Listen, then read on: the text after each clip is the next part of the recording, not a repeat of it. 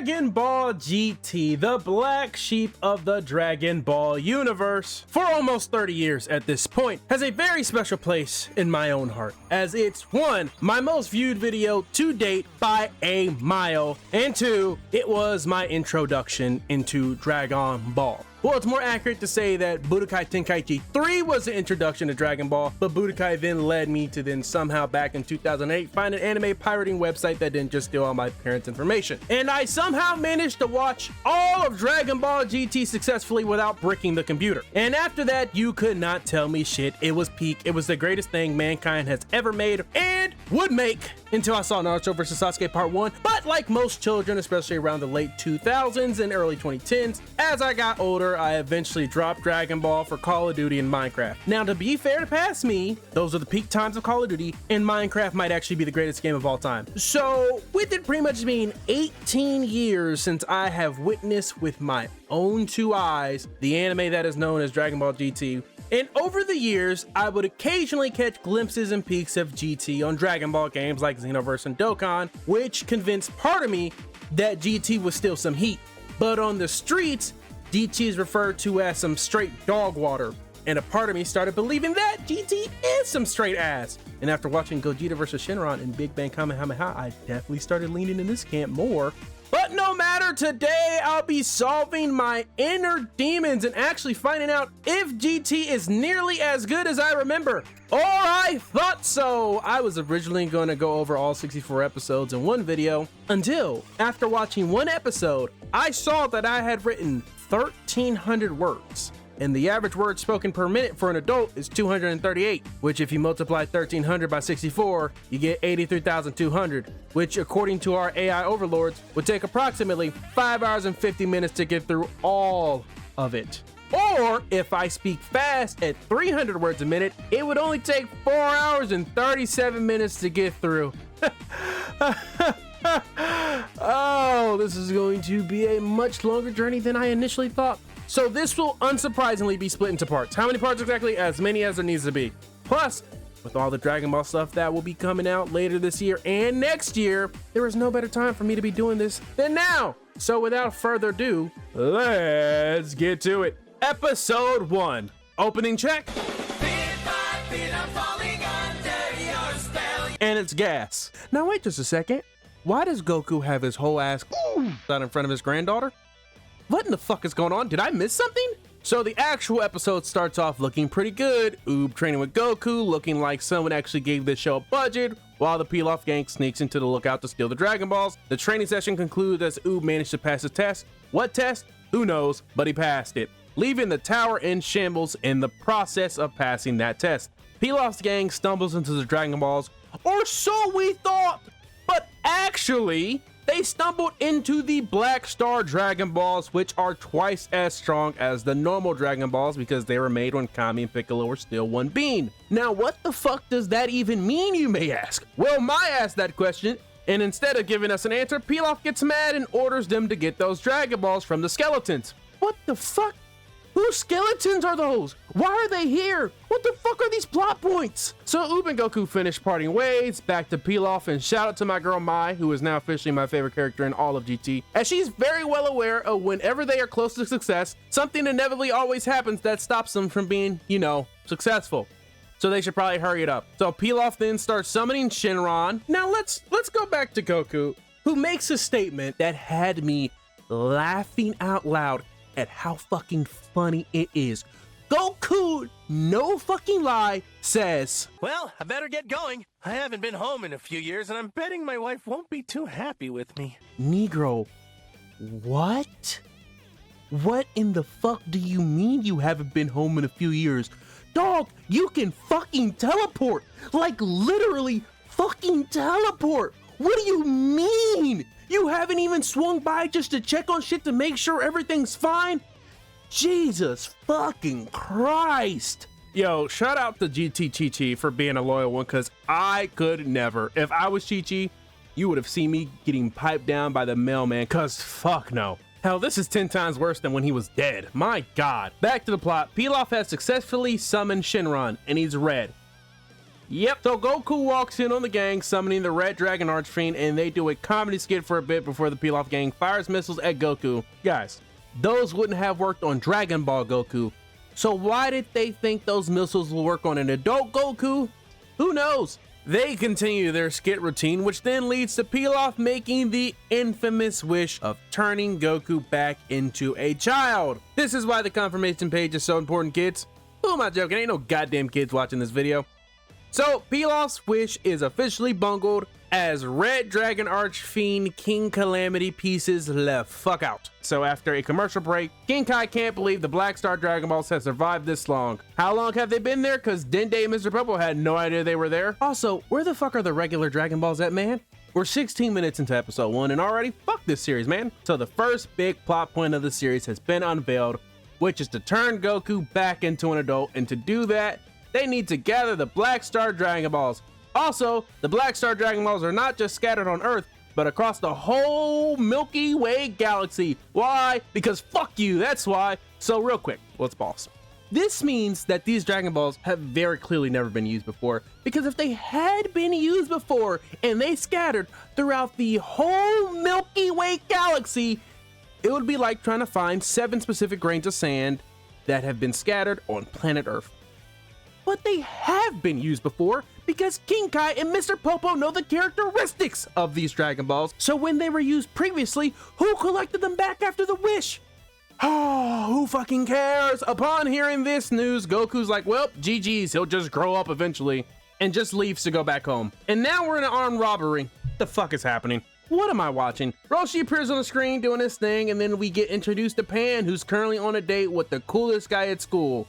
And she's apparently the coolest girl at school. They then decide to go to the movie theater, but they can't because of the whole hostage situation currently going on. The armed robbers are now just committing acts of terrorism. Bro, look at this screenshot. Pan cannot be taller than 3 feet, and I refuse to hear any other answer. Pan gets pissed because they're ruining her date. So she goes and threatens the robbers. They of course don't listen, and one of them gets rocked. Goku shows up, and my god, he really did just abandon his family for several years because he does not recognize Pan at all. And of course, Pan doesn't recognize her grandpa because A, he's a child, and B, she's probably never fucking seen him since her consciousness has developed. Well, I think I really fucking hate GT Goku. So Pan stops Goku thinking he's some random child before she takes out another one of the thugs, turned terrorist, before taking out the third one, and then finally punching through a stone pillar and taking care of the last thug, defeating the terrorist thugs. And after witnessing his date do some of the most badass things someone could do, he decides that actually, nah, he's good before ditching Pan.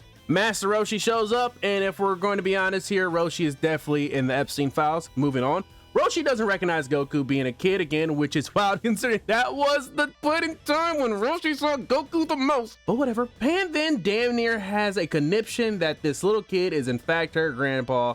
And now Goku knows that Pan is his granddaughter. Then Goku says he's proud of her because fighting's in the genes.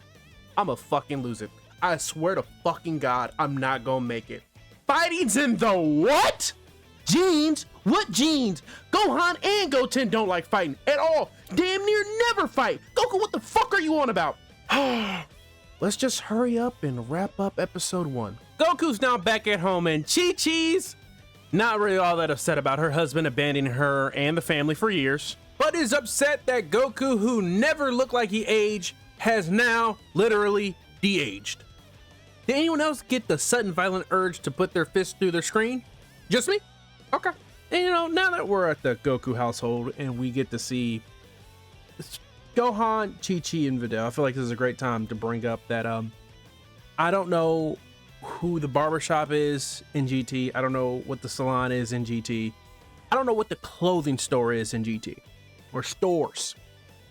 But they need to shut them all down and burn them all down, because 9 out of 10 people's fit in GT is diabolical at best, and the hairstyles should be a criminal offense.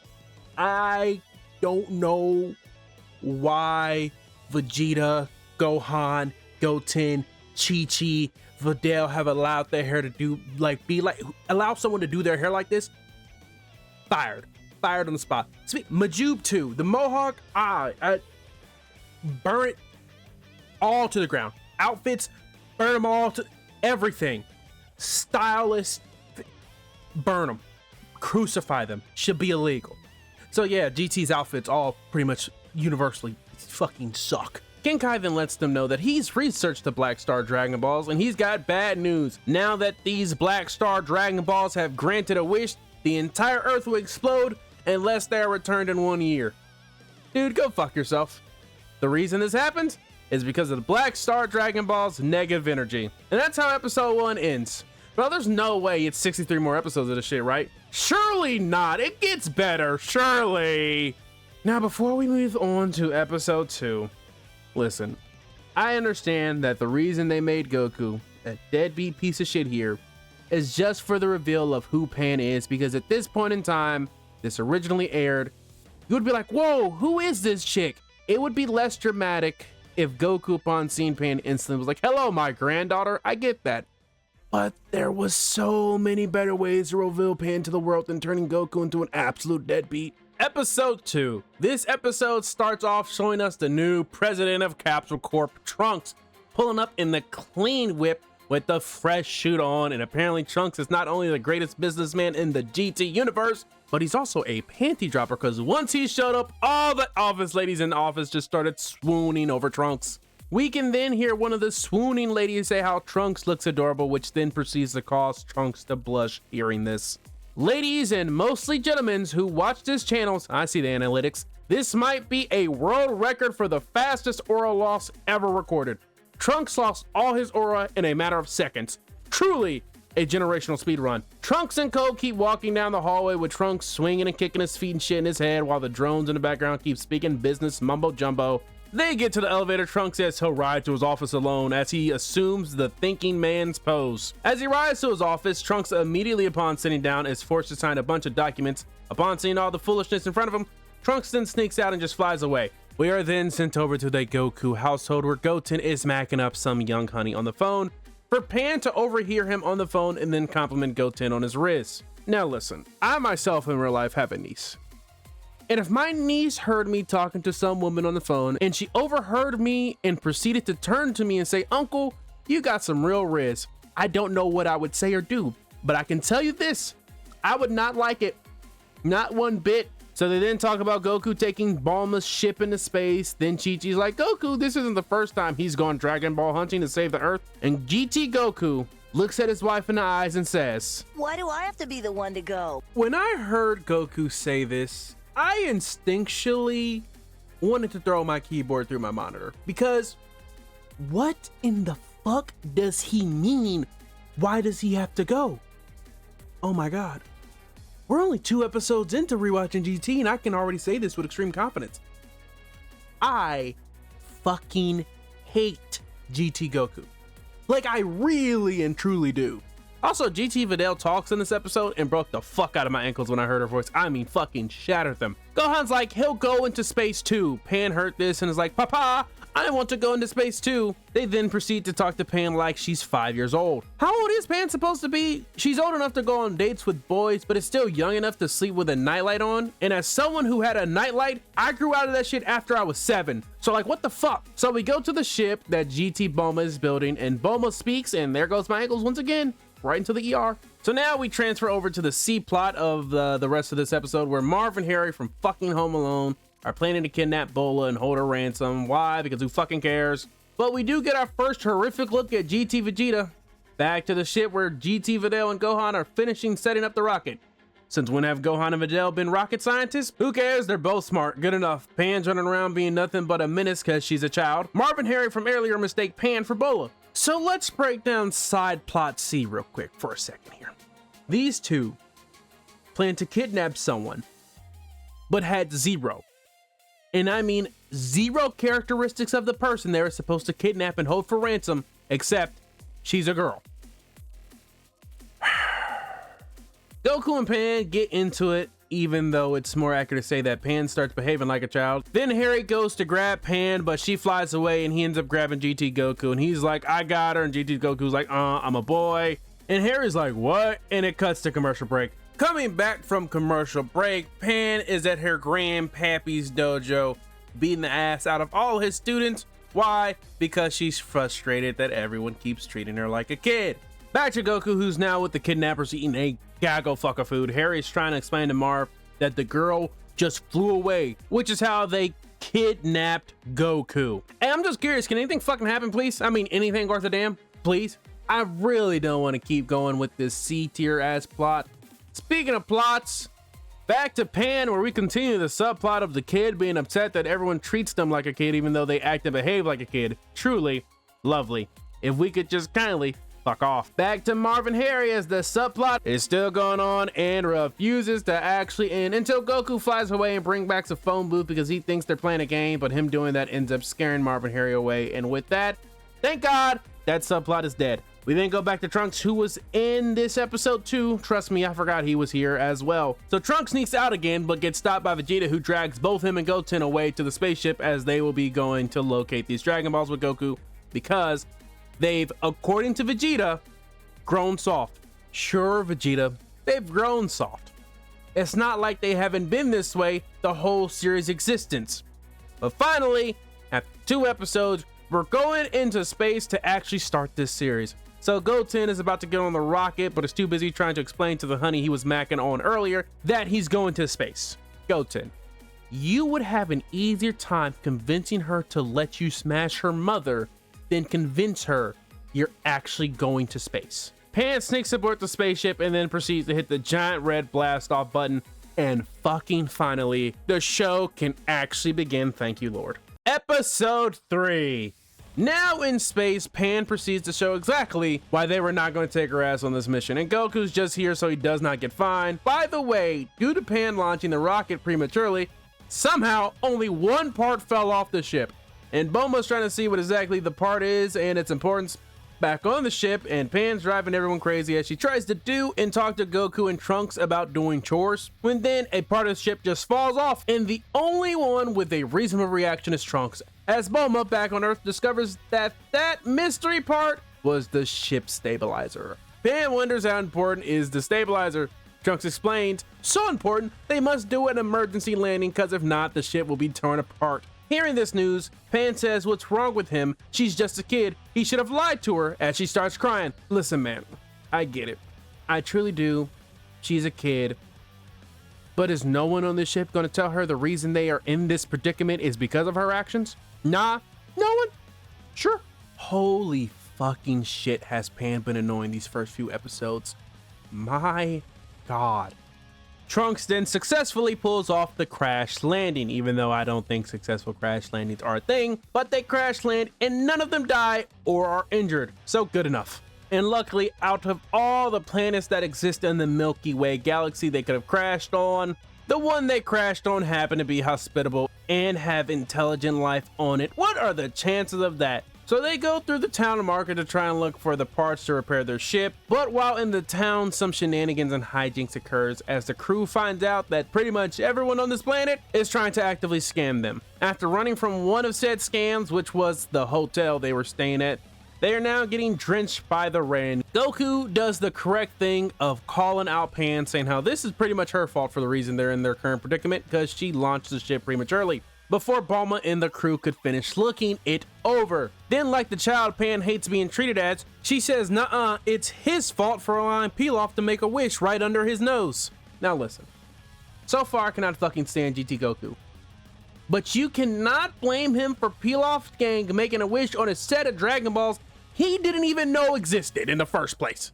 But you cannot blame him for Pilaf's gang making a wish on a set of Dragon Balls he didn't even know existed in the first place. Second, let me tell you something. Pan refusing to take literally even the teeniest bit of accountability that she is the reason they are in the current predicament, and instead has just been whining for 3 episodes, has skyrocketed her up my shit list. Yes, I'm pretty sure her bitching and whining do not persist throughout the entire show. But man, these first 3 episodes have truly made me despise Pan significantly more than I originally did before rewatching GT. So after Pan blame deflects, Goku's like, nah, she's right, even though she's not.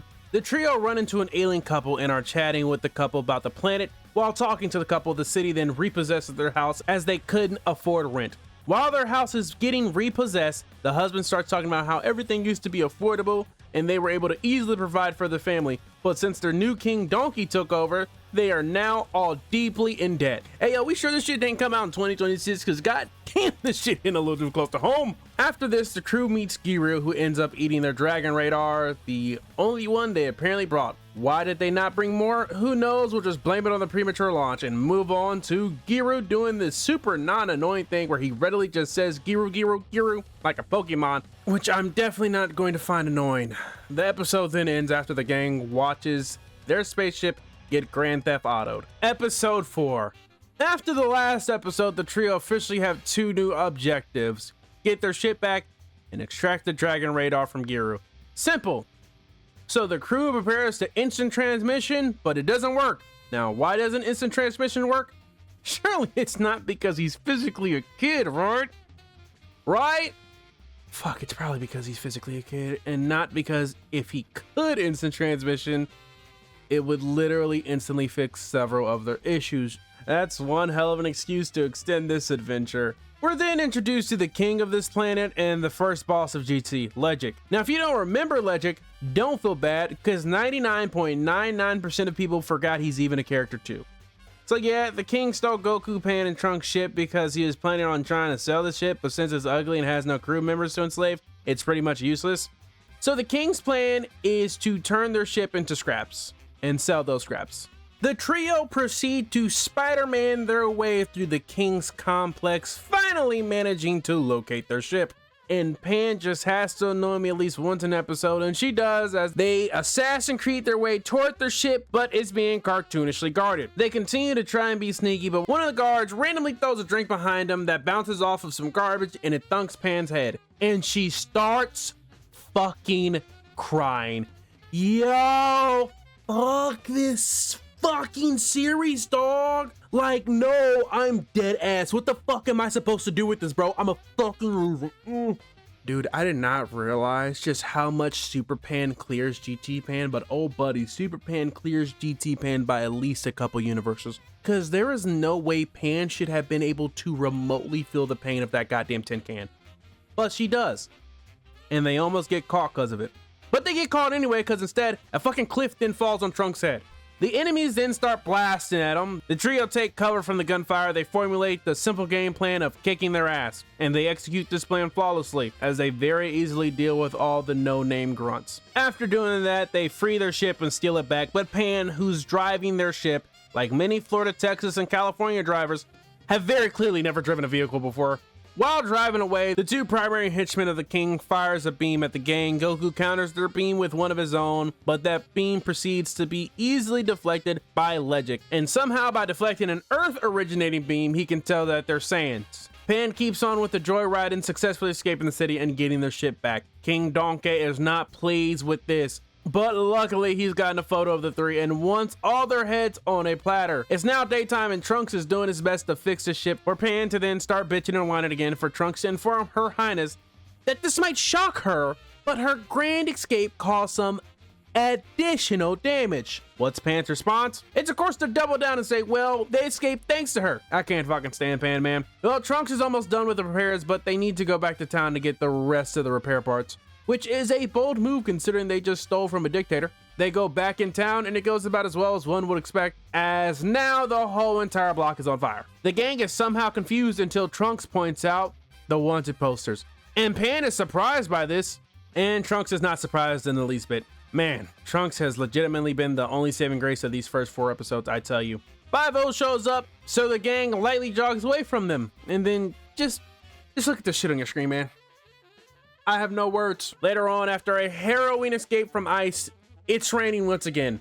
Pan complains about the cold and rain. Trunks asks her, does she want to go back to the ship? No, she doesn't, because they would need to walk back here tomorrow to look for parts. I have a genuine question. Why are they all acting like they cannot flippity fucking fly? I can understand on Earth, because on Earth they're still trying to not alert the planet that they're aliens and a bunch of other foolishness, so they try to typically walk around. But they are on an alien planet. Why do they care if these aliens know they can fly? That's what I want to know. And even on Earth, we watch Trunks sneak out of his job which is, it seems like downtown in a highly populated area, and fly to leave his job. We watched Pan earlier in the middle of the open with no hesitation fly away. We watched Goku fly earlier on a highway where apparently there was no other cars to go get a phone booth, pick up a phone booth, and fly back. So clearly they got zero issues with flying on Earth. But now that they need to be flying, now that flying is the most effective way to get back and forth, they're not gonna do it? Oh, yeah. Good, makes sense. I love it. It's just great. Fantastic. Great. Hiro starts being annoying again, but is actually helpful this time as he notifies them they got company, as the military police has now come in full force, and that's how the episode ends. Riveting. Truly riveting. Episode 5. Goku, Pan, and Trunks are still on the run, and they get discovered due to Goku's big fat mouth. So they continue their Phantom Thieves-esque escape. The military set up a trap for the trio, and this may shock you, but it fails spectacularly because guess what? They can fly. Or I guess in this case, more like gliding, which causes them to crash land in a building. After crashing through the building, Pan ends up landing on top of Goku. Goku then proceeds to inform his granddaughter that Videl has certainly been feeding her well. The camera then cuts to an old elderly alien couple, as that is the home that these three ended up crashing into. The old alien couple are of course on guard to the three due to the bounty that's been placed on their head. Pan tries to explain the situation. Trunks is like there's no point, but then as they're about to leave, Goku's rumbly tummy ends up completely dismembering the elderly couple's guard. So they then provide the three of them with supper. Luckily, the couple are the expositioning type, as they find out the reason they're wanted is because King Donkey made owning a spaceship illegal, and no one's allowed to leave the planet, so pretty much just North Korea's approach to residency. The reason the people have not revolted is that they can't due to the king having powerful individuals on his side that can fight an entire army by themselves. Hearing this story, Pan is now going to confront King Donkey herself, and hearing this, the other two is like, well, looks like they're throwing a revolution, as all three of them go and confront the military police. And the entire military police is completely shaken. Are you telling me they were chasing them this aggressively, and they are this terrified of them? Truly bold. The gang then does the whole we fake surrender thing, and the military police falls right into their trap, as the three very easily break free and make their way to the throne room. Pan charges recklessly at King Donkey, getting entrapped by some doohickey. Goku and Trunks try to save her. They fail for King Donkey to enact his security measures for these exact situations. His security measures then unleashes a barrage of lasers, missiles, and bullets that astonishingly don't even leave a scratch on our trio. This is the part where I remind you that just one episode earlier, Pan almost started bawling her eyes out over a fucking tin can hitting her head. But yet, getting tagged by fucking bullets and missiles and being seemingly electrocuted, yet barely a fucking peep. Legic then appears and says, you can't defeat warriors like this with simple weaponry. Bro is oral farming to be forgotten about within the next 3 episodes. Fucking crazy. Trunks then proceeds to get one-shotted by Legic. Surely this is a one-time thing and will not become a trend throughout the series. By the way, Vegeta saw his son get one-shotted by some no-name forgettable-ass third-rate villain. The disgust on his face would shame generations of the Vegeta lineage. Goku asks Legic who he is, and Legic is really milking his 5 minutes of fame here, but who can truly blame him? So we get Goku versus Legic, and I'm gonna be honest, it's pretty good. So far, the best part of the series, easily.